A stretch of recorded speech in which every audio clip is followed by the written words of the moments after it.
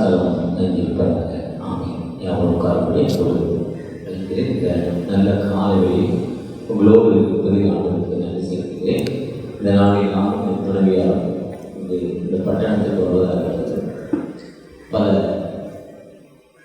நாட்களுக்கு முன்னே நாங்கள் டிக்கெட் பதிவு செய்துவிட்டோம். ஆனால் எங்கள் துணைவியார் சென்னை பேராயத்துடைய பெண்கள் பிரிவில் ட்ரெஸ்டராக இருக்கிறாங்க. சென்னை பேராயத்துக்கு வேலூர் பேராயத்தை சேர்ந்த பிஷப் கமிஷனராக இருக்கிறார். அவங்களுடைய பண்டிகை வேலூரில் பெண்கள் பண்டிகை. அதனால் பொறுப்பாளர்களை அன்போடு வரவேற்று அது விசேஷமாக என்னோடு நெருங்கிய ஒரு தொடர்புகள் வேலூர் பேராயர். கடந்த 15-20 ஆண்டுகளாக என்னோட நெருங்கிய நண்பர். அவர் அன்போடு அழைத்த நான் போனால் அக்காவை அழைப்பேன் முடியாதுன்னு இல்லை, தயவு செஞ்சு ப்ளீஸ் தான். ஆனால் அவர்கள் வேலூர் போகிற சூழ்நிலை உங்களோடு அடியேன் கொண்டுள்ள வாய்ப்பு. ஆனால் ஆயிரத்துக்கு சம்மதம் இல்லை. பெண்கள் பள்ளியில் ஒரு ஆண் பேசுவதா வேண்டாம்ங்கிற மாதிரி அவரோட ஐயர்கள். அப்புறம் அவங்களோட அம்மாவை சொன்னேன், இல்லை வேணான்னாங்க. என்ன நினச்சா வேண்டாங்க. இருந்தாலும் ஒரு அறக்குறை மனதோடு என்னை ஏற்றுக்கொண்டார். முழு மனதோடு ஏற்றுக்கொண்டார்.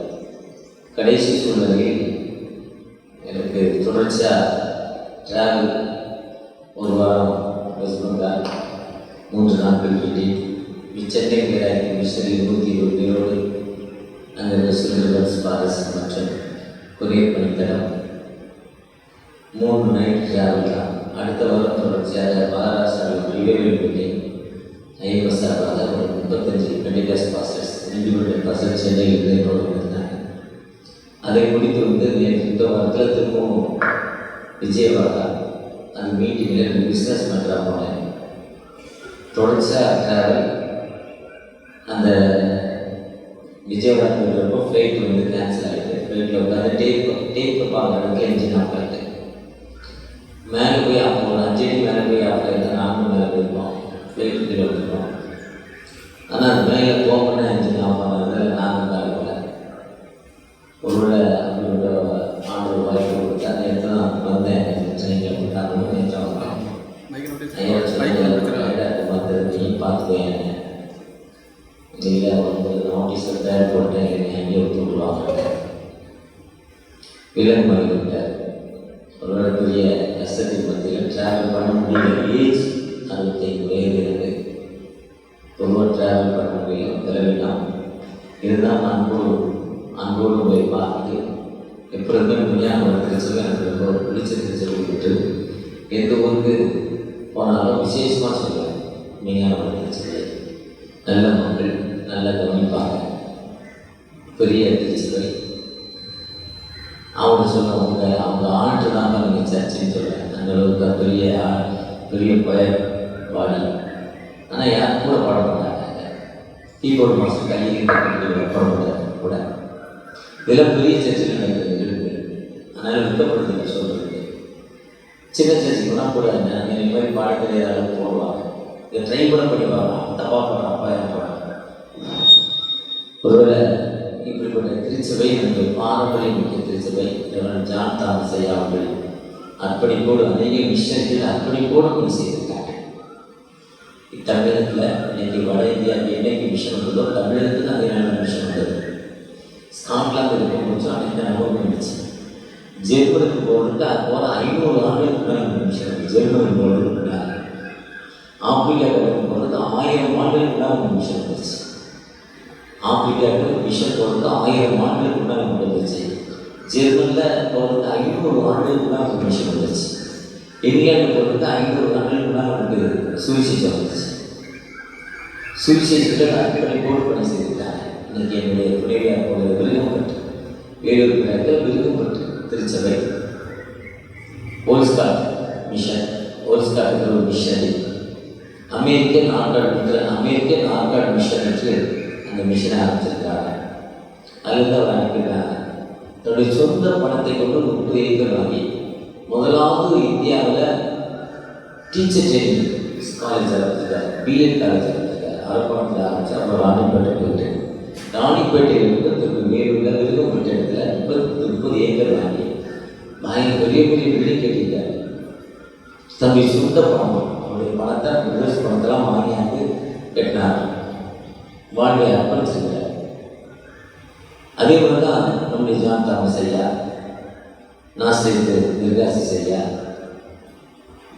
நம்முடைய ராணி சேவாள், பல மிஷனரிகள் அவங்க அர்ப்பணிப்போடு கூட செய்திருக்காங்க. அதில் பாரம்பரிய முக்கிய திருச்சபை நம்முடைய விஞ்ஞான திருச்சபை ஒரு பெரிய கேம்பஸ், பாரம்பரியத்தை பாதுகாக்கும் விதமாக ஜான் தாமஸ் ஐயா கால் வைத்த பூவிகள் எல்லாம் நம்ம மாற்றலாம், அப்படியே இருக்கிறோம். ஒருவேளை நம்மை மாற்றிருக்கிறோமா கேள்வி. அதெல்லாம் பாரம்பரியத்தை மாற்றல, நம்மை நம்ம தான் மாற்ற சொல்றாங்க.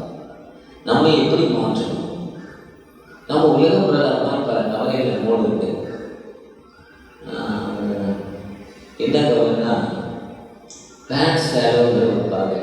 டிரான்ஸ்ஃபேரோ அது கல்போனியிலிருந்து அர்ஜென்டினா போகும்.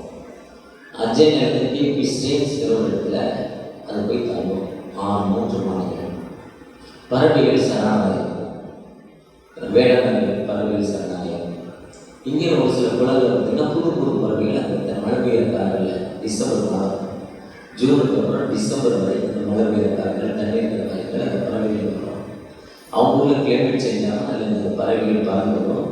இது பறவைகளுடைய சரணாலயம். அந்த பறவைகளை ஆராய்ச்சி பண்ணுறவங்களுக்கு தெரியும். எனக்கு சென்னையில் இருக்கு, இங்கே கூட 2-3 படம் சொல்லுவாங்க. அப்படி அர்ஜென்டினாவிலிருந்து கேபி, கலிபோர்னியாவிலிருந்து கேபி, அர்ஜென்டினாவில் கேபி ஸ்டேட்ஸில் இருக்குது சோலோங்கிற ஒரு பறவை இருக்கும். அது பறக்கிற தூரம் 8300 சதுரடி. அங்கேருந்து ஸ்டார்ட் பண்ணி இங்கே வந்து இறங்குறது 8300 சதுரடி. 8300 சதுரடி வந்து இங்கேருந்து அமெரிக்காவுக்கு போகிற மாதிரி ஃப்ளைட்டு 1 மணி நேரத்துக்கு 800 கிலோமீட்டர் ஸ்பீடு.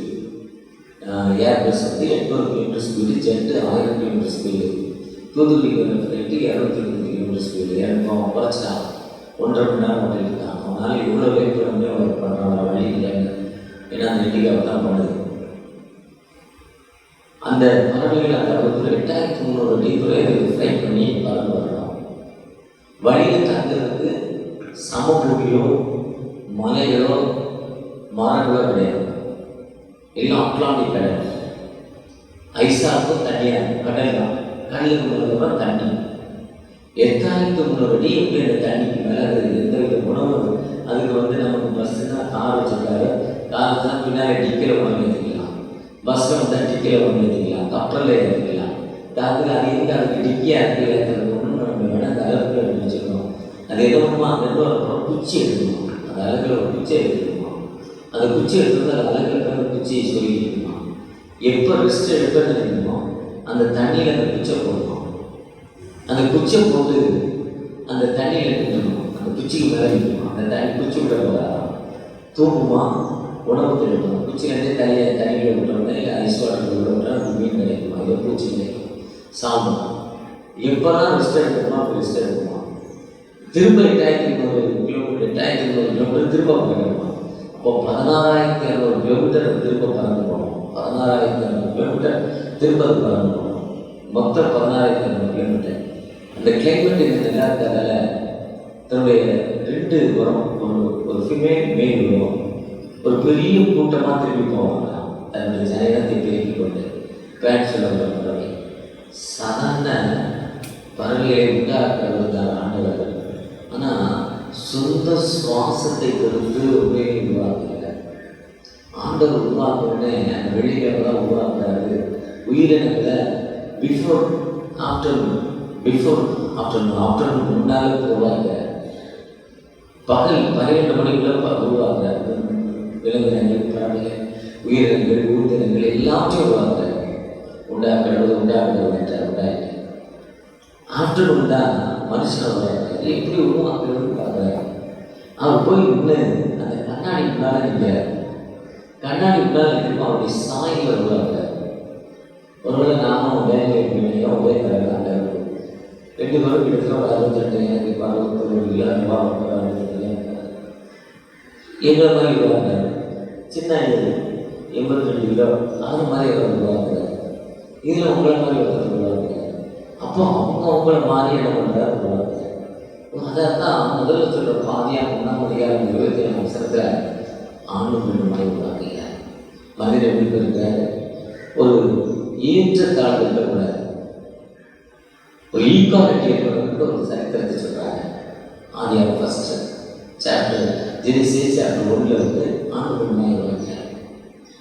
அதே ரெண்டாவது விதமாக சொல்றாங்க. ஏன்னா ஆதியாகமம் 11ஆம் அதிகாரம் வரை ஆத்தரைஸ் ரைட்டிங்னு சொல்லக்கூடாது. இதுதான் உண்மை, இப்படிதான் இருந்துச்சு. ஒருத்தர் சொன்னாங்க ஏதோ அங்கே இருந்தது அல்லது சிறுசப்பா வந்து பிறகு மனுஷனை உருவாக்கினாங்க. இன்னொரு சொன்னா மனுஷன் தனியே உருவாக்கினாங்க. மனுஷன் தனியே உருவாக்கினா கிட்னியை மாற்றாங்க. 2 கிட்னி எல்லாத்துக்கும் ரெஸ்ட் இருக்கும், கிட்னிக்கு மட்டும் ரெஸ்ட் கிடையாது. கிட்னிக்கே லங்ஸ் இருக்கும், நுரையீரல் இருக்கும். ஏன்னா அந்த நுரையீரல் வந்து காற்றை இழுத்து பம்ப் பண்ணணும். பம்ப் பண்ணுறப்போ அந்த பிளட்டு வேகமாக கிட்னிக்கு போகுது. அந்த கிட்னி என்ன பண்ணுது, அங்கே வந்து டயாலிசிஸ் பண்ணுது, பிரிக்குது, நல்லது கெட்டது. அந்த இது ஜல்லடையில் பிரித்த மாதிரி, ஜல்லடை மீன்ஸ் அது வந்து இன்னொரு பேர் இங்கிலீஷ் அழகாக சொல்லுவாங்க, மறந்துட்டேன், சின்னது பெருசு பிரிக்கிற மாதிரி நல்லது கெட்டதை பிரிக்கி, கெட்டதை கீழே வெளியே அனுப்புறது, நல்லதை மேலே அனுப்புறது. அந்த கிட்னி இந்த ரெண்டுக்கு எப்பவுமே ரெஸ்ட் கிடையாது. கண்கள் 2, ஒரு மனிதன் எப்பவுமே பார்த்தாதான் செய்ய முடியுது 2 கண்கள். அந்த கண்களுக்கு கூட ரெஸ்ட் இருக்கு. 2 சுவாசம், ஒரே ஒரு வாயினால எதையும் பண்ணிடுறோம். நான் கோல் சொல்றதால என்னதான் நடக்குது, ஊரே 2 மட்டும் 3 போயிருது. அதனால வாயை மட்டும் ஒன்றா அவர் உருவாக்கிட்டாரு. இப்படி உருவாக்கின ஆண்டவர் பாருங்க, அந்த மனிதனை அப்படி உருவாக்கிட்டு அவனுக்கு தனியாக இருக்கக்கூடாதுன்னு நினைக்கிறாரு. அவனுக்கு சூட்டபிள் வேணும், ஒரு பேச்சு துறை இருக்கும். 2 பேர் ஒன்றாக இருக்கிறப்போ சூடு உண்டாகும். 2 பேர் ஒன்றாக இருக்கிறப்போ ஒரு பேச்சு துறை உருவாகும். ஆனால் 2 பேர் ஒன்றாக இருக்கிறப்ப நிறைய டைவர்ஸ் கேஸ் இன்னைக்கு. முன்ன 15 வருஷத்துல ஒரே ஒரு கோர்ட்டு தான் வேலை பார்த்தான் ஹைகோர்ட்டில் டைவர்ஸ் கேஸ். அதில் இன்னைக்கு 8 கோர்ட்டு வேலை பார்க்கலாம். ஒரு நாளைக்கு கிட்டத்தட்ட 200 பேருக்கு டைவர்ஸ் ஆகலாம். ஒரு கோர்ட்டில் 1500 பேர் டைவர்ஸ் ஆகலாம். அதில் கிட்டத்தட்ட 50% கிறிஸ்டின் மக்கள் தான் டைவர்ஸ் ஆகும். இது சென்சஸ். ஆனால் அங்கே பற்றி என்ன சொல்லியிருக்கேன், பைபிள் தான் சொல்லியிருக்கேன். கோர்ட்டில் கேட்குறாங்க, உங்களுக்கு வேலையே இல்லையா, அங்கே சண்டை போட்டு வந்துடுங்க, போங்கடா. என்னடா இவ்வளோ பெரிய இன்ஸ்டியூஷன் வச்சுக்கிட்டு, இவ்வளோ பெரிய இன்ஸ்டியூஷன் அவங்களுக்கே நாங்கள் எடுத்துருங்க, நீங்கள் வந்து கோர்ட்டு கேஸு காசை கொட்டுங்கிற பார்க்க கூடாதுங்களா? நீங்கள் ஜட்ஜஸ் கேட்குறது. ஒரு ஜட்ஜி முன்னாடி நான் ஒரு கேஸில் உட்காந்து வயசாராட்ட கேஸுக்காக மிஷினரி சம்பாதிச்சிட்டாங்க சொல்லிட்டு, இப்படி போய் சண்டை கொடுக்குறவங்களுக்கு என்ன பார்க்கவங்களுக்கு அறிவிக்கிறாங்க. ஒரு கிறிஸ்துவே அறியாத ஒரு மனிதனுடைய போய் கேள்வி, ஒரு கிறிஸ்துவை அறியாத அப்புறம் பார்க்குறாரு. இந்த மனிதன் அவனோட தனியாக இருக்கிறது ஏற்றுதல் என்று அந்த விழாவில் கொண்டு வராரு. விழாயலுக்கு உருவி ஒரு மனுஷன் விட்டாங்க. இப்போ விழாயலுக்கு குறைஞ்ச உடனே இவனுக்கு என்ன இருக்கு, ஒரு ஸ்டிப்பு குறைஞ்ச என்ன முட்டு, இப்படி முட்டு கொண்டு வைக்கிறோம், இப்படி கட்டுறோம், குறுக்கு ஒரு முட்டு வைக்கிறோம். அந்த முட்டை எடுத்தோட என்ன கொஞ்சம் ஆனதில்ல. இப்போ இவருக்கு என்ன ஆச்சு, கொஞ்சம் டான்ஸ் முடியல. ஒரு ஸ்டிக்கை எடுத்தாச்சு, ஒரு கம்பியை முடியாச்சு. ஒன்னே பார்க்குறாங்க, ஒன்னே போனாது பக்கத்தில் கொடுத்தாரு, ஒரு முட்டா போட கொடுத்தாரு இந்த பெண்ணை. அப்போ இந்த பெண்ணுடைய துணை இல்லாமல் அவரால் இல்லாம முடியாது, ஏங்க முடியல. இதுதான் உண்மை. திருமணமே பண்ணிக்க மாட்டேன்னா அவன் கடைசி காலத்தில் ரொம்ப வருத்தப்படுவார், ரொம்ப கஷ்டம் ஆகுது. அந்த பெண்ணும் திருமணமே பண்ணிக்கலான்னு கடைசி காலத்தில் ரொம்ப கஷ்டம். ரொம்ப அவங்க வெளியே சொல்ல மாட்டாங்க, ப்ரெஸ்டேஜுக்காக வேணாம். ஆனால் ப்ராக்டிக்கலாக இன்னைக்கு நாசத்தில் இருக்கா, எல்லாம் வயசானவங்க இருக்காங்க, யங்கர்ஸ்லாம் ஃபாரின்ல இருக்காங்க, சென்னையில் இருக்காங்க, பாம்பேயில் இருக்காங்க. எதுக்குங்க வயசான காலத்துக்கு வந்து இருக்கீங்கன்னா, காலையில் 7 மணிக்கு கம்ப்ளீட் சர்வீஸ், ஏசிக்கு சரிகத்தை அப்பத்தையும் சாப்பிட்றோம், ஏசிக்கு சரிகப்போ அப்பத்தையும் குடிக்கிறோம். அப்புறம் போய் டிஃபன் சாப்பிட்றேன், இட்லி ஒரு தோசை, இல்லை ஒரு தோசை ஒரு வாழை. அப்புறம் நைட்டு வந்து 6 மணிக்கு சப்பாத்தியோ இட்லியோ ஏதோ சாப்பிட்டு அந்த கடையில் ஏதோ ஒரு முட்டை ஒன்றாந்து கொடுக்கலாம். மாதத்துக்கு ஒரு அமௌண்ட்டு ஃபாரின்லேருந்து கரெக்டாக இருக்காரு, அம்மா அப்பா மட்டும் எனக்கு கொடுத்தாரு பார்சலில். அப்படி நிறைய மிஸ் இருக்கும். ஊரில் இருக்கா எனக்கு தெரியல, நாசுக்கு இருக்குது. என் ஊருக்கு நாசுக்கு இல்லை, என்னுடைய ரிலேட்டிவ் அங்கே இருக்கவங்க எனக்கு தெரியுது. அதை 6 மணிக்கு சாப்பிட்டு திரும்ப சர்ச்சில் வந்து ஆணுடைய சரீரத்தையும் ஆணுடைய ரத்தத்தையும் குடிச்சிட்டு தூங்கிடுவோம். இப்போ மேலே கீழே என்ன இருக்குது, ஸ்டார்டிங் என்னது, க்ளோசிங் என்னது, ஆண்டோடு சரிதான். இது வயசானவங்க, வயசான கட்ட அவங்க ஹஸ்பண்ட் ஒய்ஃபுக்கு இருக்காங்க. இப்போ இதில் ஒன்று போயிட்டு வாங்கி மேலே, அப்புறம் கம்பல் பண்ணி கூட்டிகிட்டு போயிடலாம். அங்கே கூட்டிகிட்டு போய் மனைவியோட அண்டர்ஸ்டாண்டிங்கில் புருஷனோட அண்டர்ஸ்டாண்டிங்கில் ஹாஸ்டலில் தள்ளி விட்டுருக்காங்க. இது தனியாக இருக்க முடியாது. 100க்கு 70 விழுக்காடு தான் நடந்துகிட்டு இருக்கு. 100க்கு 70 விழுக்காடு தான் நடந்துட்டு இருக்கு. இது ப்ராக்டிக்கலாக நடக்கிறத சொல்கிறேன். ஒரு முடிவு கூட என்ன சண்டை என்ன இருக்கிற உண்மையோடு தான் எனக்கு சொல்ல தெரியும். அப்படி ஆனால் அந்த ஸ்டிப்பு கொடுத்த கூட அவர் என்ன ஸ்ட்ரென்த் ஆகிடார். அவருக்கு ஸ்ட்ரென்த் இருந்தது. அப்போ நம்ம கூட மனைவிகளே இவங்க பெற்றோர்கள், ஏன்னா அந்த மனைவி இல்லாமல் ஒன்றுமே பண்ண முடியாது. வேதாந்தத்தை எழுதுகிறப்போ அவர் அவளுமே அவர் ஆணும் உரிமை தன் குடும்பத்துக்காக மறித்து பேசுவதற்கு ஒரு இடத்துல தகப்பன் மார்க் 9 மான் போல என் மகன் கொடிய வியாதிகள் கஷ்டப்படுகிறானே நீங்கள் விடுதலை. இந்த இடத்துல ஒரு பெண் போயிட்டு கேட்கிறேன். மத்தேயு 15 ஒரு கானானிய பெண். அப்ப 2 பேருக்குமே குடும்பத்துடைய உறவு, குடும்பத்துடைய மானம் இருக்கு. 2 பேருக்குமே ஒரு ஆணுக்கும் பெண்ணுக்கும் குடும்பத்துடைய ஈக்குவல் ஷேரிட்டி இருக்கு. அந்த ஷேரிட்டி எப்படி இருக்குன்னா, ப்ரீ கேஜிலேருந்து பிளேயிங் ஸ்கூல்லேருந்து +2 வரைக்கும் படிச்சு, +2க்கு அப்புறம் யூஜி ஒன்றா படிச்சு, பிஜி ஒன்றா படிச்சு, அப்புறம் எம்பிஏ படிச்சு, ஹையர் ஸ்டடீஸ் பிஹெச்டியில 2 பேரும் ஒரே தீசிஸ் முடிச்சு, 2 பேரும் டாக்டரேட் வாங்கிட்டு, ஒருத்தர் ஃபாரின் போயிட்டார், ஒருத்தர் தான் ஊரே நல்ல ஒரு இதுவே போகும் விஞ்ஞான ஒருத்தரே இருந்துட்டார். இங்கே இருந்து வந்தது போகும். ஃபாரின்ல சம்பளம் 1 லட்சம் ரூபா, ஜுரத்துக்கு ஊசி போடுறதுக்கு 50,000 ரூபா, இங்கே சம்பளம் 10,000 ரூபா, காய்ச்சலுக்கு ஊசி கூட 3 ரூபா. எது லாபம்? இதுதான் லாபம். கணக்கு பண்ணிங்கன்னா அதோட 3 தான் லாபம். என் படைக்கிறோம், எங்கே இருந்தாலும் படிச்சுக்கிறோம், ஆனால் படைக்க தெரியும். அவ்வளோதான். இப்போ ஒரு ஸ்டேட்டாக இருக்காங்க, அவங்க ஊரில் 7 மணி நேரத்துக்குள்ள வேலை செய்வாங்க, 5 மணி நேரம் கூலி இருப்பாங்க. ஆனால் அதே நேரத்தில் வெளியூருக்கு போனால் 22 மணி நேரம் வச்சுன்னா ரெஸ்டே இல்லை. அந்த உழைப்பை அவங்க ஊரில் அவன் செஞ்சால் பெரியாது, அவன் செய்யறது அந்த ஊரில் செய்வாங்க. அது மனிதனுடைய டைம். அப்படி 2 பேரும் போயிட்டாங்க. ஃபாரின் பவர் வந்தார், இந்த விஞ்ஞான பவர் வந்தார், ஐயா வீடு மாதிரி வந்தால் தீவிரசாக வந்தார். அதே மாதிரி அவங்க வீட்டுக்கு போனால் உட்காந்து பேசியிருக்கோம். அது தம்பி இதில் வெயிட் பண்ணுற 1 நிமிஷம் வீட்டுக்குள்ளே போனார். என்னன்னா வீட்டுக்குள்ளே ஒலை கொதிச்சுட்டு இருக்குது. அந்த ஒலை அரிசி வந்துட்டா பார்த்துட்டு இருப்பாங்க. திரும்ப பேசிக்கிட்டே இருந்தார். திரும்பி பேசிட்டு இருப்பாங்க. உயிர் வரைக்கும் குழுன்னு வந்தார். என்னடா போயிட்டு கேட்காது இருப்பாங்க. சோத்தை வடிச்சு விட்டு வந்தேன் சொன்னாங்க. அடுத்து திரும்ப குழுன்னு வந்தார். சட்டையில் எண்ணெய் ஊற்றிட்டு வந்தேன், எண்ணெய் கொதிச்சுட்டு அதில் 2 கடுகு போட்டேன், போட்டு வந்துடுறேன். இதை சொல்கிறப்ப என்னடா இதெல்லாம் பொம்பளை இல்லையா நீ செய்யறதுப்பான்னு சொன்னால், நம்ம சாப்பிட்றது இல்லையா, பொம்பளை தான் சாப்பிட்டா. வீட்டோட கிழமை மனைவி வேலைக்கு போயிருந்தா, எனக்கு நைட் ரொட்டி, அவருக்கு பகல் ரொட்டி. இப்போ வீட்டில் பிள்ளைகளுக்கு ஏதாவது ஸ்நாக்ஸ் எடுத்துச்சா பிள்ளைங்க வந்து சாப்பிடுவோம். நம்ம வேலை, நம்ம இது ஆண் இல்லை பெண் இல்லை. அதுதான் ஒன்று கொஞ்சம் 11 சொல்லுவோம். ஆண் என்று இல்லை, பெண் என்று இல்லை, எல்லாம் இஸ்திரிக்குள் எல்லாம் ஒன்று தான். புருஷன் இல்லாமல் மனைவி இல்லை, மனைவி இல்லாமல் புருஷன் இல்லை. 1 கொஞ்சம் 11 பௌர்வடிகள் சொல்கிறார். எல்லாம் ஒன்று தான். கடவுளுடைய படைப்பே அதுதான் ஏற்றக்கூடிய சூட்டபிள் பெர்சன். அந்த சூட்டபிள் பெர்சன் கொடுக்குறப்போ உலக பிரகாரமாய் நாம் எதற்கு கவலைப்படாமல், இந்த உலகத்தை பற்றி நாம் சிந்திக்காமல், கர்த்தர் கொடுத்த வழியில், ஆண்டவர் கொடுத்த வழியில நாம் சரியாக இருக்கணும். அதுதான் அந்த 1 பேதுரு 3ஆம் அதிகாரம். மனைவிகளே புருஷர்களே நீங்கள் கர்த்தருக்குள் கேட்பீங்கன்னு சொல்றாரு. அதே மாதிரி அடுத்து அந்த வாசிக்க மத்திய 15ஆம் அதிகாரத்தில் அந்த பெண் தன் பிள்ளைக்காக ஏங்கி தவிக்கிறார்.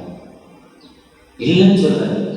ஆனால் அந்த ஆண்மகன் கேட்கிறப்போ இல்லைன்னு சொல்லலை. எந்த ஜாதி எந்த பேரனை கேட்கல. ஏசு மார்க் 9 என் மகன் முடிய வேதனைப்படுறாப்பா. இந்த மெசேஜ் வந்த சமுதிரபாண்டியால முடியல, ஐயரா இருக்கிற டேனியல் எம்பினால முடியல, அவருக்கு உறுதுணையாக ஐயரால முடியல, பெண்கள் ஐக்கியத்தை செக்ரட்டரியாக முடியல, தலைவராக முடியல. நீங்களாவது கரெக்டுதான் கேட்கிறோம். விசுவாசம் சந்ததியை திட்டிட்டு. ஆனால் இந்த பெண்ணை பற்றி சொல்றப்பட்டு அந்த ஜாதியை சொல்றாங்க. ஏன்னா ஒதுக்கப்பட்டிருமா உபாகம் 7ஆம் அதிகாரம் 1ஆம் வசனத்துல பேசுவாங்க. 3:10 அவங்க தள்ளப்பட்ட ஒரு ஜாதி.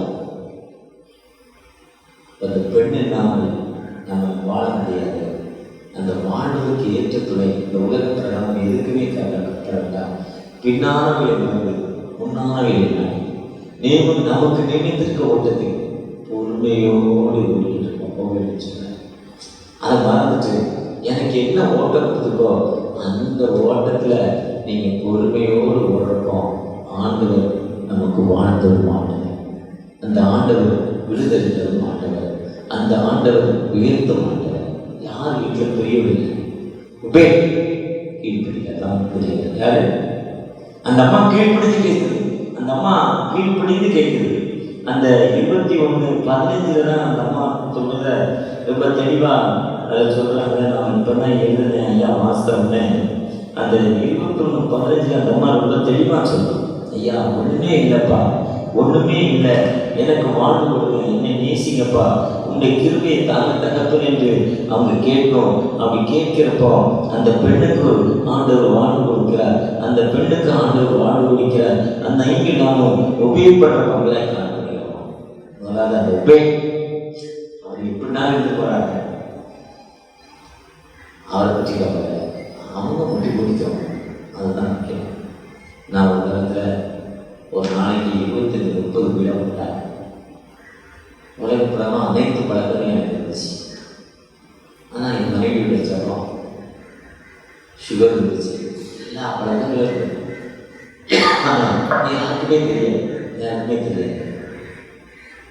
ஆனால் என் மனைவி ஒரு கேட்டகிஸ்ட் வீட்டில் ஒரு சகோதரி.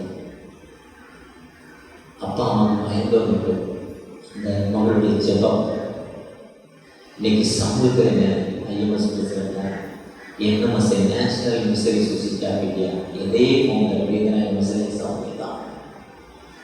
ஐஎம்எஸ் தூத்துக்குடி, திருநெல்வேலி, என்எம்எஸ்ஐ எல்லா டாமினேஷன் ஒன்றாங்க ஒரு யூனிட் என்எம்எஸ்ஐ. அதில் இப்போ ட்ரெஷராக இருக்காங்க, பிரசிடண்டாக இருக்கேன். திருச்சியில் பல வருஷங்களாக செக்ரட்டரியாக இருக்கேன். இன்னைக்கு திருநெல்வேலி கடற்கரை ஆர்கனைசேஷன் வச்சுருக்கு. சமூகத்தில் எங்கே போனாலும் ஆண்டவரையும் அந்த சேர்த்து வச்சுருக்கேன். அதுக்கு காரணம் நான் ஒரு SSLC 175 மார்க். அப்போ 175 மார்க்னா என்ன மார்க்? 5 subject just pass. என் மனைவி MSc BA. அதனால் அவங்க சர்டிஃபிகேட் கல்யாணம் டிகிரி போடல. ஏன்னா டிகிரி போட முடியாது. அதனால் அவங்க பிறகு டிகிரி போடலை. இந்த அர்ப்பணிப்போடு வந்ததால் இன்னைக்கு எல்லா நிலையிலும் ஆண்டவர்கள் இருக்கிறார்.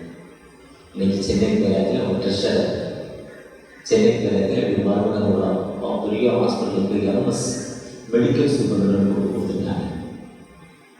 திருநெல்வேலியில் ஒரே ஒரு போஸ்ட்டை தான் எடுத்தாங்க. ஓடரான்னு வச்சு விட்டாங்க. சென்னையில் 2 பெரிய போஸ்டிங் கொடுத்தாங்க. இதுதான் ஆண்டவருக்கு கேட்குது.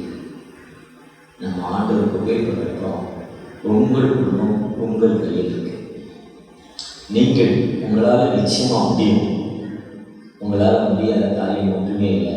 அவருடைய நம்பிக்கையோடு அவருடைய சரீரத்தையும் ரத்தத்தை பெற்றுக்கொள்ள போகிறோம். விசுவாசத்தோடு அவருடைய சரீரத்தை ரத்தத்தை பெற்றுக்கொள்ள போகிறோம். 1 தன்னைத்தான் சொல்லுகிறது. பரமபிதாவே, உமக்கு விரோதமாக எங்கள் அயலாருக்கு விரோதமாக பாவம் செய்தது அறிக்கையிலும் ஒளியில் நடவாமல் இருளில் நடந்து வந்தோம். கிறிஸ்துவின் நாமத்தை விட்டு சொல்லி நாங்கள் தீமை விட்டு விலகவே இல்லை.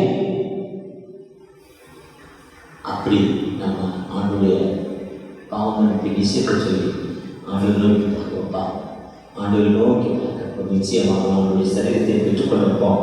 ஆண்டு ஒரு வாழ்வு தருமாண்டவர் வாழ்நாளை எல்லாமே வருத்தத்தோடு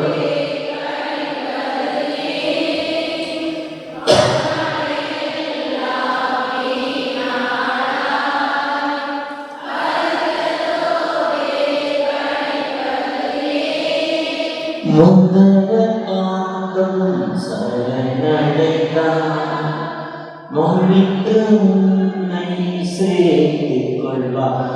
மறுவாய் தருணம் அழைக்கிறாரே வல்ல ஆண்டவர் இயேசு அண்டை வருவாய் தருணமே.